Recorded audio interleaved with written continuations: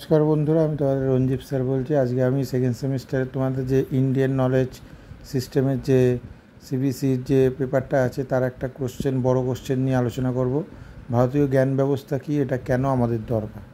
দেখো, এই সাবজেক্টটা আমি আগেও বলেছি যে এই সাবজেক্টটা একটু সোজা সাবজেক্ট আছে। কেন, আমাদের যে ইতিহাস বা আমাদের যে আমরা যে অন্য ক্লাসে ছোটোবেলার ক্লাসে যে মধ্যে যে বেদ উপনিষদ বাংলায় ব্যাকরণে পড়েছি সেইগুলোই আছে, ঠিক আছে, জ্ঞান সম্পর্কেই আছে এখানে।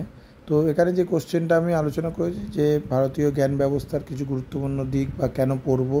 তোমরা দেখতে পাচ্ছ আমরা জ্ঞান ব্যবস্থা, উপনিষদ, দর্শন, বিজ্ঞান, ঠিক আছে, শিল্প, সাহিত্য, এইগুলো আমাদের কিন্তু খুবই লাভজনক। মানে এইগুলো আমরা জানতে পারি, এইগুলো সম্পর্কে জানতে পারি। এছাড়া ভারতীয় জ্ঞান ব্যবস্থার প্রাসঙ্গিকতা, প্রয়োজনীয়তা। আজ ভারতীয় জ্ঞান ব্যবস্থার প্রাসঙ্গিকতা আমাদের জীবনের বিভিন্ন দিক সম্পর্কে আলোচনা করেছে। নৈতিকতা, মূল্যবোধ, ঠিক আছে, আমরা যে নৈতিকতা বা মূল্যবোধ বা মানুষের যে সুস্থতা, হ্যাঁ, এটা আমাদের এই জ্ঞান ব্যবস্থা থেকেই আমরা পেয়েছি। ভারতীয় জ্ঞান ব্যবস্থা একটা ভাণ্ডার, আমাদের জীবনকে সমৃদ্ধ করতে পারে বা আমাদের জীবন সম্পর্কে নানা জিনিস আমরা জানতে পারি ভারতীয় জ্ঞান ভাণ্ডার থেকে বা ভারতীয় জ্ঞান ব্যবস্থা থেকে।